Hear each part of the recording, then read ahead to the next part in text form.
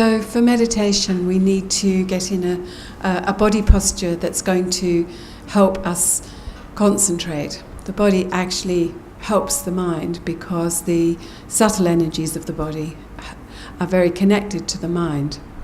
So it's important that the body and mind work together. So whichever way you're sitting, the most important thing is to be stable and also to have a straight back.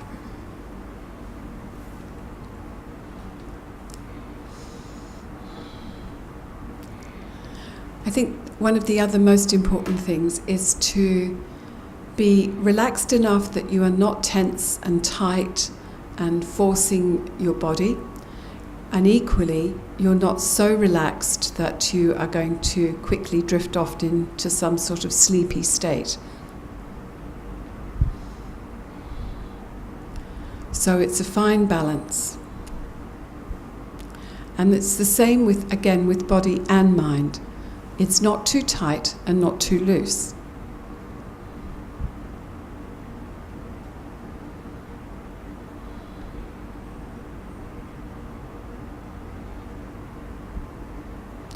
Also make sure that you're not clenching around your jaw or your shoulders.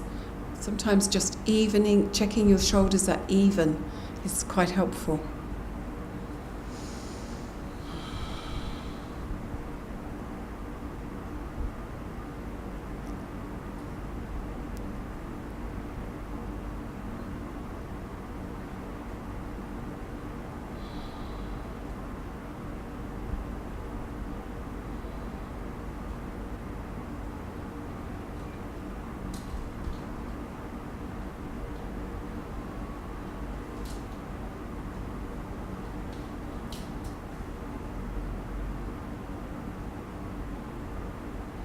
And you can feel that when you get your body into a good posture for meditation, your mind already starts to settle.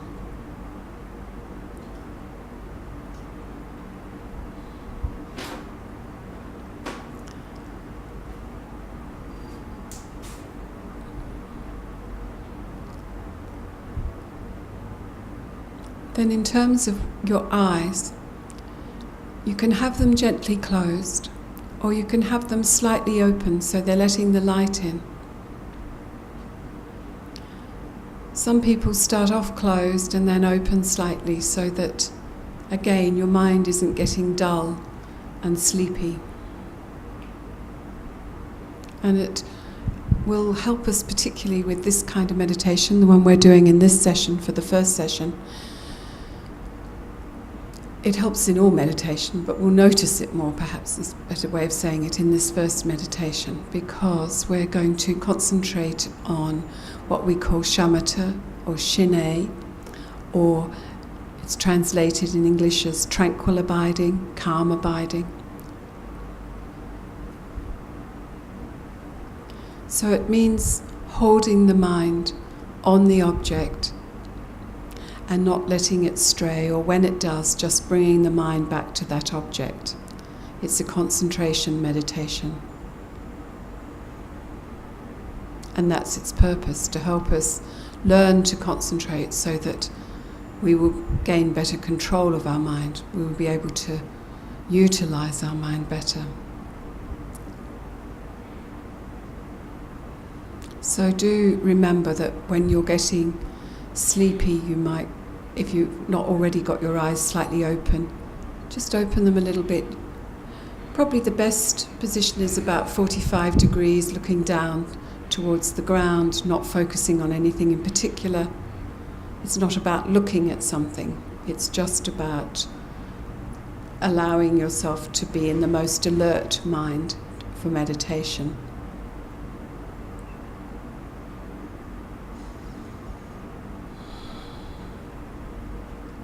And then the object that we're going to meditate on. So some people already have a shamatha practice, a concentration practice, where they already have chosen a regular topic, object that they meditate on. The most common ones are the breath, or a visualization of the Buddha or another deity, either in front of you or if you have an initiation as self-generating into that deity, or the clarity of the mind. So there are a number of objects that we might choose, and what's important when we're doing shamatha meditation is that we're not constantly changing the object. We're simply holding the object as it appears to us.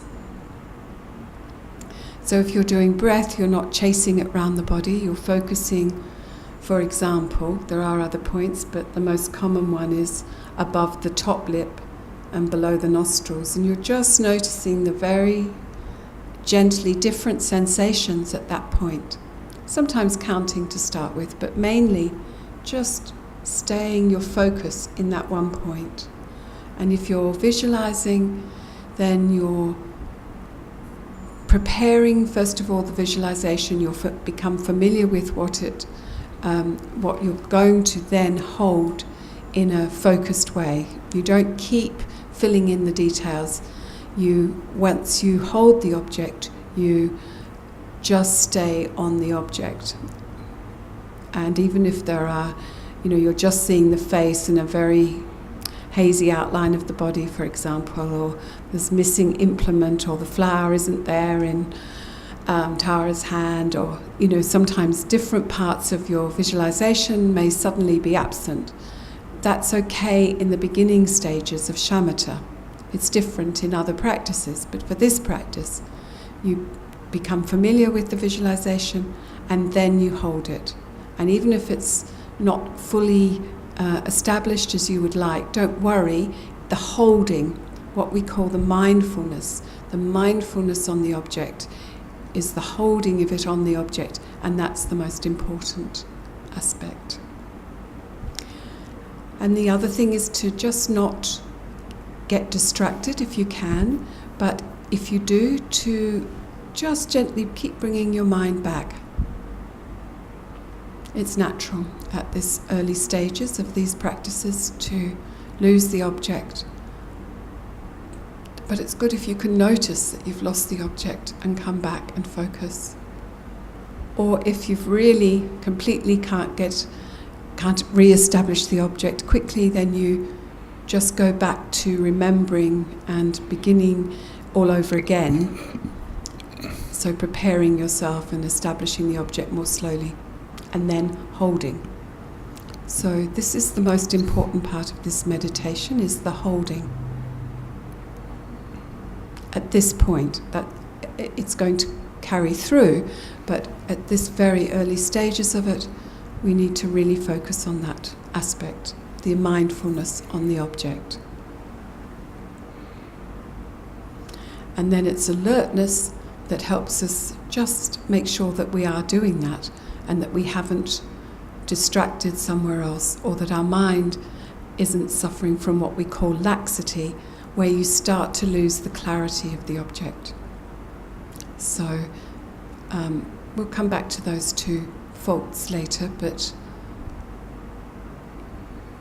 the mind you're working with is a mindfulness of the object and alertness, looking out for distractions, looking out for what we call excitement, which is a special kind of distraction, which is seeking objects of attachment, and laxity. So this losing clarity.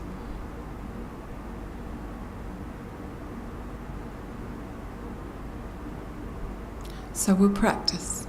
So first of all, establish your object.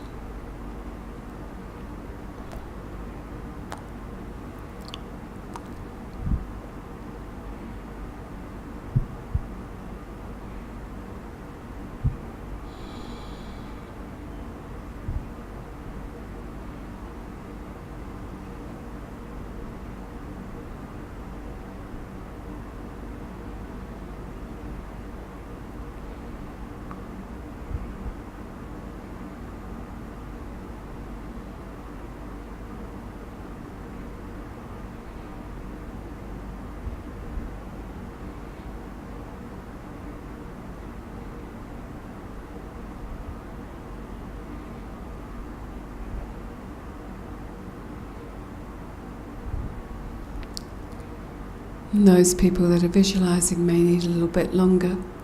But once you've established your object, then you simply hold it.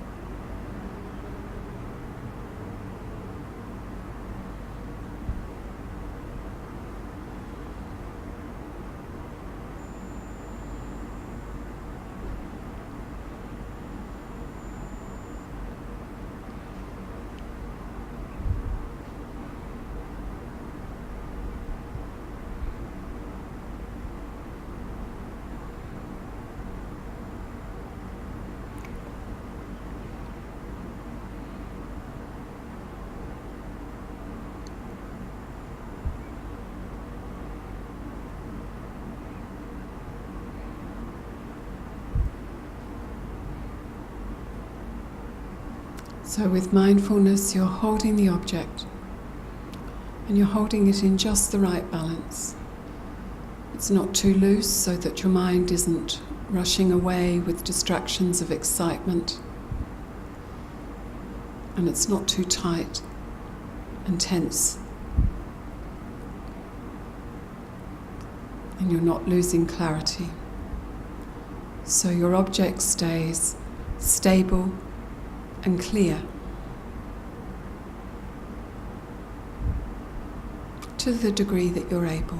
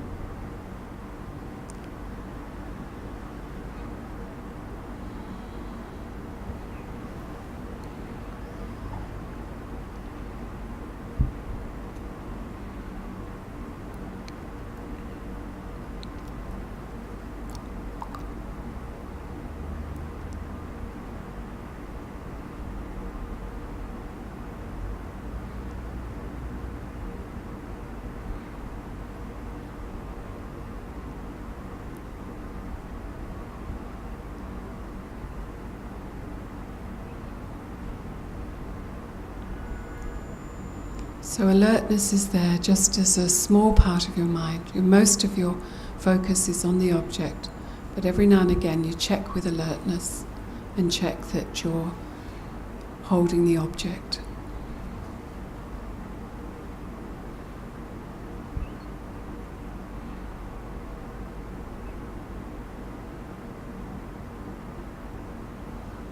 And if you have lost the object through your mind wandering, you just bring it back Or if it's lost its clarity, just bring more energy or light into the visualization so that it wakes it up. And that you can stay focused.